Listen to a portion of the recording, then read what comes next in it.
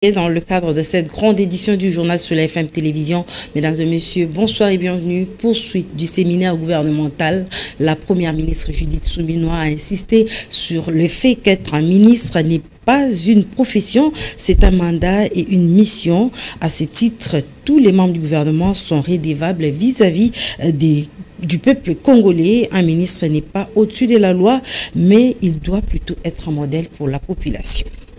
Et nous vous rappelons dans le même registre que ce séminaire a été ouvert hier dimanche par le président de la République, Félix-Antoine Tshisekedi, qui a insisté sur la cohésion au sein des membres du gouvernement. Je vous propose cet élément signé par Alain Goma.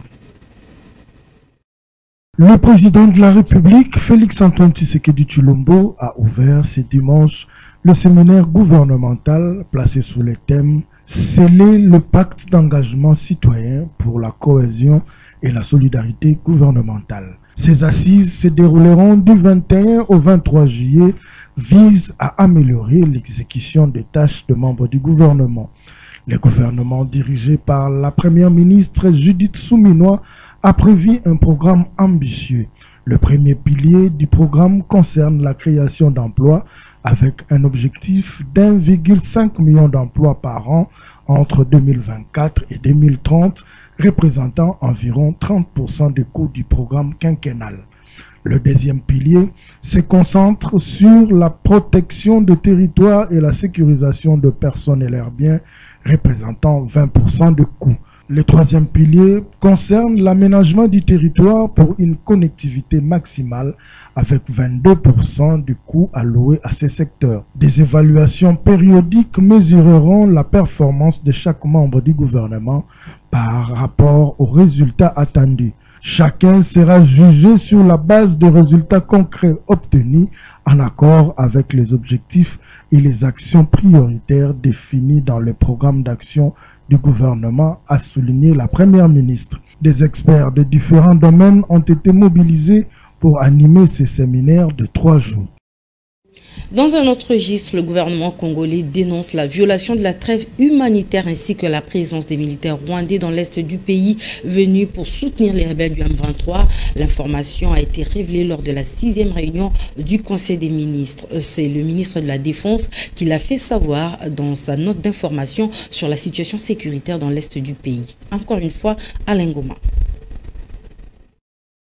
Le gouvernement de la République démocratique du Congo dénonce la violation de la trêve humanitaire par le Rwanda, soutien numéro 1 aux rebelles du M23 à la base de la détérioration de la situation sécuritaire dans la partie est du pays. Dans sa note d'information présentée lors de la 6e réunion du Conseil des ministres tenue vendredi 19 juillet, le vice-premier ministre en charge de la défense nationale et ancien combattant, Guy Kabongo Modianvita, a également fait état du renforcement continu en hommes et matériel de l'armée rwandaise sur le territoire congolais. Par la même occasion, il a fait part au Conseil de la détérioration de la situation sécuritaire dans la partie ouest du pays à la suite de la résurgence de miliciens Mobondo. Le vice-premier ministre en charge de la défense nationale a rassuré que les forces armées maintiennent la pression pour contrer la progression des ennemis sur tous les fronts et réaffirme leur engagement de pacifier l'ensemble du territoire national. La première trêve décrétée au début du mois de juillet a pris fin le vendredi 19 juillet à minuit. Au regard de cette nouvelle prolongation, elle prendra donc fin le 3 août prochain. Depuis la résurgence des rebelles du M23 en 2021, soit 2 ans après l'accession de Félix Tshisekedi à la magistrature suprême, ce mouvement soutenu par le Rwanda s'est emparé de vastes pans des territoires du Nord Kivu, allant jusqu'à presque encercler le chef-lieu de la province, la ville de Goma. Il y a quelques semaines, les rebelles ont conquis de nouvelles localités sur le front nord, provoquant de nouveaux déplacements de population. À l'ouest, plus de 50 morts ont été enregistrés après l'attaque samedi dernier de miliciens Mobondo contre les positions de l'armée au village Kinsele, situé au territoire d'Ekwamout sur la nationale numéro 17. Ces corps sans vie ont été ramassés par le service de sécurité sur place après que l'armée a réussi à mettre en déroute les miliciens pour une seconde fois en l'espace d'une semaine.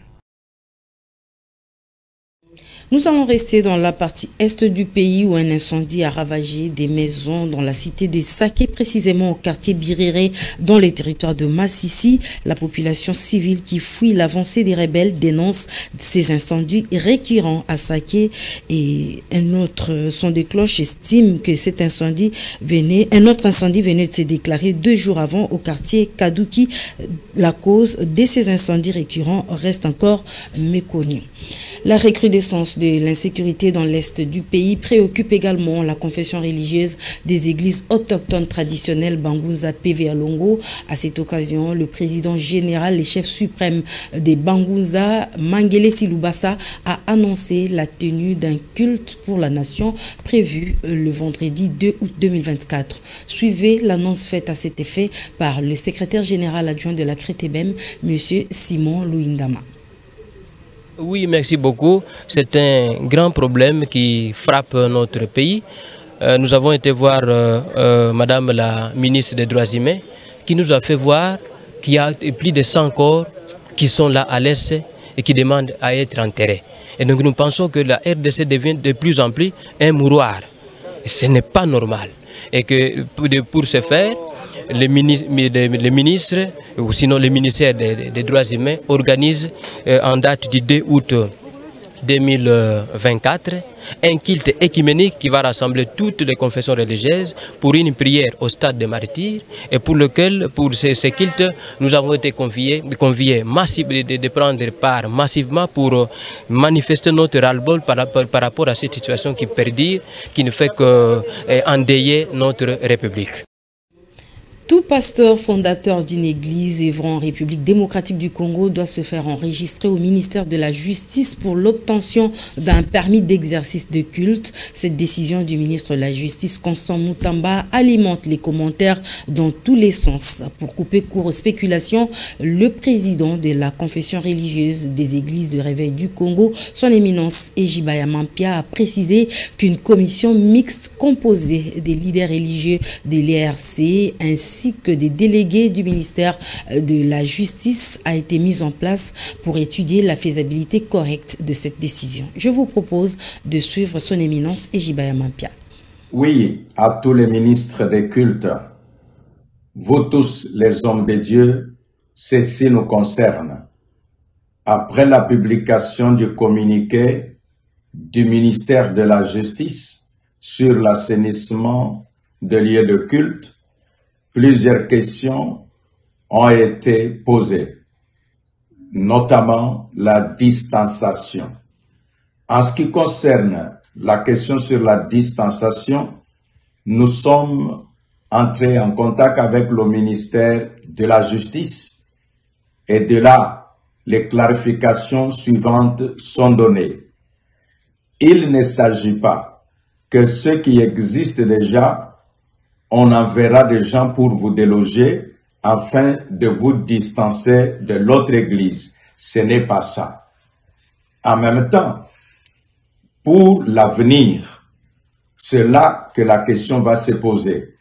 Que celui qui a besoin de la personnalité juridique, on enverra une commission de viabilité. C'est à ce moment-là que s'appliquera les dispositions du communiqué en question en ce qui concerne les 500 mètres. Ainsi, nous disons à tous ceux qui nous suivent d'être calmes et que le ministère de la Justice n'a qu'un seul souci, l'assainissement et l'ordre pour permettre que les cultes se déroulent dans de bonnes conditions. Pour votre information, le ministère a, dans ses prérogatives, demandé aux églises, aux confessions religieuses d'envoyer des experts. C'est à l'issue de la commission paritaire multisectorielle que ce communiqué est sorti. Donc, les chefs religieux étaient présents, les experts étaient présents. À ma qualité de représentant légal, et archevêque président de l'Église du Réveil du Congo, et à ma qualité du président de la plateforme des confessions religieuses, j'en appelle au calme Et je dis que tout est mis à contribution pour que les églises fonctionnent normalement. On n'a mandaté personne pour aller déranger qui que ce soit. Ainsi dit, soyons calmes, acceptons l'ordre.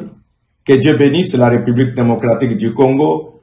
Que Dieu bénisse l'Église de la RDC. Merci. Et dans le même ordre d'idées, la confession religieuse des églises autochtones traditionnelles Bangunza PVA Longo a sensibilisé ses représentants légaux ici dans la capitale en vue de respecter cette décision du ministre de la Justice. C'était au cours d'une réunion tenue cet après-midi au temple Sayo dans la commune de Kasavubu. Je vous propose de suivre la restitution de cette rencontre faite par le secrétaire général adjoint de la CRETEBEM, Simon Louindama.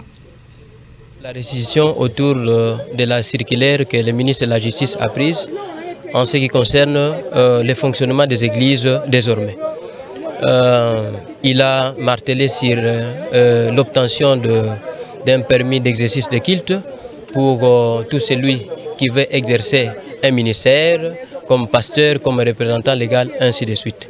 Et qu'il a fait savoir, nous avons fait savoir également aux représentants légaux qui sont arrivés que le service de qu'on a pris qualité et de s'immiscer dans les histoires qui concernent les églises. Et que les services de culte et associations devaient être institués dans chaque commune ou territoire. Il y a également pour l'installation des églises. Les églises qui sont propriétaires de parcelles, il n'y a pas de problème. Les églises qui sont locataires, il n'y a pas de problème. Mais les églises qui déménagent, lorsque vous voulez déménager et que vous voulez vous installer dans une autre avenue, là vous devez respecter la distanciation de 500 mètres. Et donc c'est de ça qu'il s'est agi. Et nous avons fait voir également qu'une communauté qui veut adhérer dans une plateforme qui a la personnalité juridique, elle-même doit avoir au préalable une personnalité juridique. Sinon, cette communauté sera érigée en paroisse. La paroisse n'a pas besoin d'une personnalité juridique. Comme si nous prenons l'exemple de l'église catholique, vous avez la paroisse Saint-Martin, qui est un sous-ensemble de l'église catholique. La paroisse Saint-Martin, Saint-Michel, Saint-Ignace n'ont pas besoin de personnalité juridique. Voilà ce que nous avons dit aux représentants légaux et nous sommes en train de nous atteler à ce que ces services, la possibilité d'assainissement voulue par le ministère, voulue par l'État, puisse connaître son plein succès. Toujours au chapitre de la justice, procès Boukangalonzo, initialement prévu pour ce lundi 22 juillet 2024, l'audience publique a été renvoyée au 11 novembre 2024 prochain. C'était sur demande du co-accusé des Matata Pogno, M. Christo Globert. On va changer de chapitre pour parler société. Le prix de la course pour le transport en commun à Kinshasa est fixé selon l'humeur du chauffeur et du receveur. Les usagers du transport en commun interpellent les autorités à réguler ce secteur. Encore une fois, je vous propose cet élément. Le prix des transports en commun des taxis et taxibus est actuellement en exagération selon la volonté de chaque conducteur dans la ville-province de Kinshasa. Malgré la grille tarifaire publiée au mois de mars de l'année 2023 par le gouvernement provincial sortant, les problèmes de la hausse du prix volontaire des taxis et taxibus continuent du jour au lendemain. Suite à ces problèmes qui bouleversent la population chinoise, certains passagers n'ont pas voulu se laisser sans voix. Pour la hausse du prix du transport, je pense que c'est une situation tellement dérangeante qui dérange la population. Et surtout les étudiants que nous sommes, ça nous dérange tellement. Très souvent, on a toujours tendance d'avoir un budget de transport. Mais ça peut arriver que vous avez un budget, vous avez déjà préparé, mais arrivé sur les terrains, peut-être en sortant ou en sortant de la maison, vous trouvez qu'il y a encore une augmentation. Ça nous dérange tellement. Et moi, je pense que l'État congolais doit vraiment prendre des bonnes initiations. De l'autre côté, certains des passagers ont expliqué que c'est de la négligence des décisions prises qui est à la base de la hausse du prix et font la proposition pour en éviter. Il faudrait que l'État s'organise de soi, mettre cet état de route que nous voyons ici à Kinshasa. Toutes les routes sont délabrées. Il n'y a pas plus de moyens de transport de l'État. Nous avons seulement une seule société comme Transco, qui est soit une société qui aide les Kinois pour le transport, avec un coût un peu favorable. Vous allez voir qu'ici, quand vous remarquez 2-3 minutes que nous sommes ensemble avec vous, c'est rien que les DSA et 7 DSA et 8 qui sont nombreux. Nous conseillons au gouvernement actuel de prendre les dispositions. D'après Henri Fayol sur le mode de gestion, il faut, sur les 5 verbes, le dernier verbe c'est préococoko. Le dernier là, c'est le contrôle. Lorsque le contrôle n'est pas mis en jeu, alors toutes les lois tombent. Par ces problèmes troublant la population quinoise, dans les différents arrêts et différents prix, les chauffeurs de taxis et taxibus ont évoqué la raison de cette hausse des prix du transport. Le transport est à passe l'embouteillage qui est en transport et passe. Sur l'embouteillage est en transport et passe. Pour le transport est à ndeti bambouteillage ezali toumela mingi na nzela yamoni transport ezomata carburant eza mwa pasi eza penda pasi mpona osomba yango emati ekomi cher makasi. Par ailleurs, signalons que le gouvernement provincial de Kinshasa actuel n'a pas encore publié la grille tarifaire des transports en commun. Lutte contre l'incivisme routier dans la capitale, le commandant de la police nationale congolaise pour la ville de Kinshasa, le général Blaise Kilimbalimba, a supervisé l'opération sur les artères de la capitale. Le commissaire provincial de la police s'insurge contre tout chauffeur qui emprunte le sens contraire et tous les véhicules dont les plaques d'immatriculation sont couverts. Suivez. Cette descente d'inspection effectuée par le général Blaise Kilimbalimba vise la lutte contre l'incivisme routier et le trafic d'influence. La dite opération rétablit l'équilibre entre les usagers de la route. Pour une première fois, les habitants de Kinshasa ont appréhendé la disposition constitutionnelle selon laquelle tous les Congolais sont égaux devant la loi. Un véritable état de droit et une mention spéciale sur l'applicabilité de la vision du chef de l'État axée sur le peuple d'abord. L'opération rétablit l'ordre public sous la supervision de son initiateur, le commissaire provincial de la police pour la ville de Kinshasa, l'homme du comportement, le recadreur, le général Blaise Kilimbalimba. Dans sa tournée, l'infatigable général Blaise Kilimbalimba a aussi consulté les leaders des organisations non gouvernementales dont l'impact avec la population civile a un écho réverbérant pour recueillir les informations. Ici, par exemple, au siège de la Fondation Maloua, le général Blaise Kilimbalimba a eu un bref entretien avec le président de la Fondation Maloua, Maître Maloua Billy Cléophas, en collaboration avec le grand notable de la ville de Kinshasa, Jean-Marie Mboma. Passionné et déterminé à accomplir sa mission, l'homme de terrain, le général Blaise Kilimbalimba, a surpris la population et les agents de l'ordre à la place 7e rue Limété. Cortège parquet, le numéro 1 de la police est descendu personnellement pour vérifier les services de la police nationale congolaise. C'est un commando bien battu avec du charisme impressionnant qui échange avec la population sans embâche ni faux fouillant.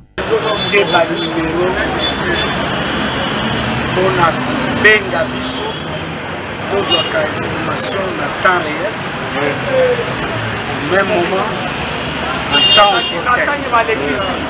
le numéro 1 est belé à partir de l'état-major bureau nanel Kindo na district Nyos et na Jemi Nyos. Les amis pour mabe wana même à policier, même à collaborateur nanga pour dénoncer. Mais ce qui n'a tenu au comment on a construit là. Et pourtant tout il y a aussi dans l'église va communiquer ça. Les amis pour la communauté la insécurité. Yope ozana ndenge kosunga mboka na yo. Le fisc na information. Ya malamu to ya mabe opesi na acquis de droit. Lea moto pesi bino ba numéro. Bo salela yango ngamu kuna za kuna na kati ya groupe. Voilà, boy mokozi. Nyoso wana totiango na groupe moko. Information atare. Boy mokozi. Na tanga kanu pe na ata collaborateur policier asali mabe dénoncer wana. Dérapage nyoso tia wana. Biso to exploiter pe to kanga la tuana. Après cette mise au point, le cortège du général Blaise Kilimbalimba a pris la direction du bouillonnant district de la Tchangou. Chemin faisant, le général Blaise Kilimbalimba a recadré les choses selon le constat fait sur le lieu. Arrivé à la place quartier 1 dans la commune de Ndjili, le patron de la police pour la capitale a observé rigoureusement le travail de ses troupes. Une surprise agréable pour la population de la Tchangou.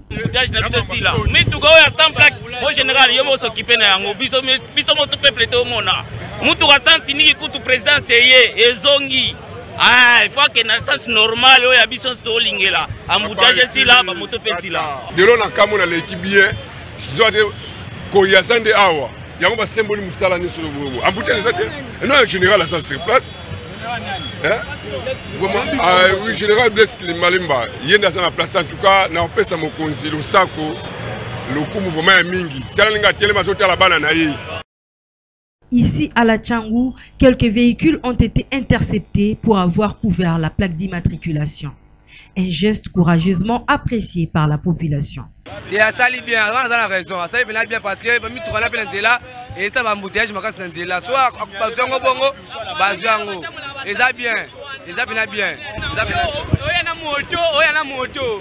Au moins la colonel a essence unique. Alors respecter à moto que oh moto bien été.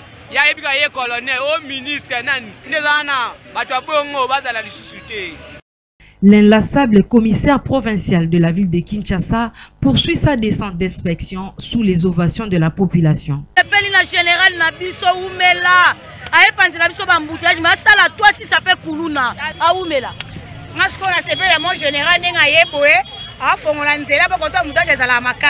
Deuxièmement, kuluna yesu makasi awa ba okata tubasaki moete denga yeboe asala musala malamu to sepe na yepo azabien na to mone azabien.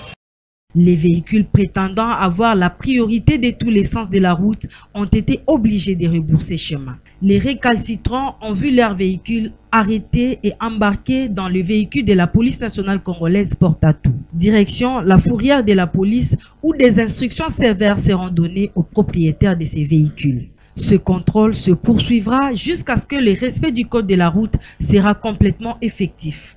Le numéro 1 de la police pour la capitale, le général Blaise Kilimbalimba, poursuivra sa mission jusqu'à ce que les Kinois seront complètement satisfaits. Voilà, une mise en garde est donc lancée à tous les propriétaires des véhicules qui garderont leur plaque de matriculation couverte de bâches. Nous allons changer de chapitre pour parler sport. Le FC Renaissance du Congo a tenu son assemblée générale ordinaire exercice 2023-2024 hier dimanche 21 juillet 2024. C'était au siège du club dans la commune délimitée. C'était également en présence des délégués de la Lina Foot et de l'ADPS. À l'unanimité, l'assemblée a validé les activités de la saison prochaine. Lionel Ngolo. Le FC Renaissance du Congo s'est acquitté de son devoir vis-à-vis de la Ligue nationale de football. Le club Orange a finalement tenu son assemblée générale ordinaire exercice 2023-2024 ce dimanche au siège du club sous cette belle ambiance.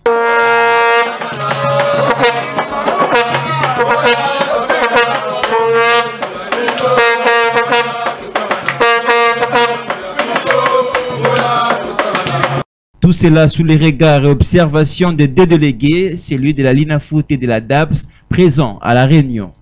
Après séance, l'Assemblée adopte à l'unanimité les activités du club dans la satisfaction de tous.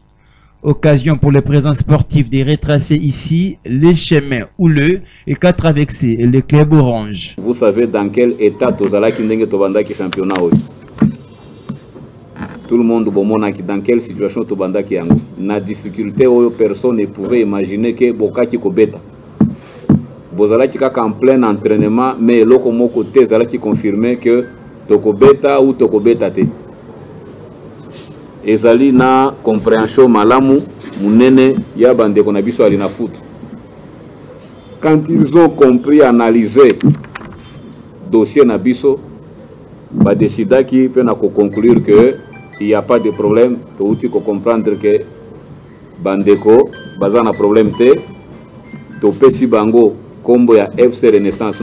La saison sportive 2023-2024 appartient désormais au passé cap vers la saison prochaine pour ces clubs qui se fixent des grands objectifs, et cela est rassuré sur papier par son président sportif, je cite, Maître Maloua Billy Cléophas. OESA FC Renaissance nouvelle version. Ezali FC Renaissance en 2014 T. Ça dit que FC Renaissance nouvelle version. Même à ta statut, Makamonyon Sobino de Bokosala. Yango Boyoka qui délégué à Lobaki a Pesibiso une semaine, tout ça là par tous les moyens, tout vient de déposer le bango, bas statut. Tenga qui l'auto présenté devant Bino Assemblée. L'inafit nde Mukolo Biso, Mutoa Geraka Biso, Mutoyo, s'il fallait to bêta. L'inafut nde Mutoa qui a fait sa autorisation, s'il fallait to bêta te. Ezali organe Moussoussité. Il y a franche collaboration entre la Linafoot et le FC Renaissance. Et nous vous promettons que cette collaboration et qu'on continue. Rappelons que le FC Renaissance du Congo a fini la saison dernière à la 5e position du championnat national Ligue 2. Rêve déjà grand pour la saison prochaine. Et à l'issue de cette assemblée générale, quelques membres du FC Renaissance ont évalué le travail de Maître Maloua Billy Cléophas qui, de par sa gestion, a pu maintenir l'équilibre au sein de l'équipe. Je vous propose encore une fois cet élément de Lionel Ngolo. C'était une ambiance toute particulière. L'Assemblée générale ordinaire a vécu de tout son suspense dans la famille Orange, le FC Renaissance du Congo, j'ai cité. Mobilisés pour l'événement, les supporters rennais ont ovationné sans relâche leur président, Maître Maloua Billy Cléophas.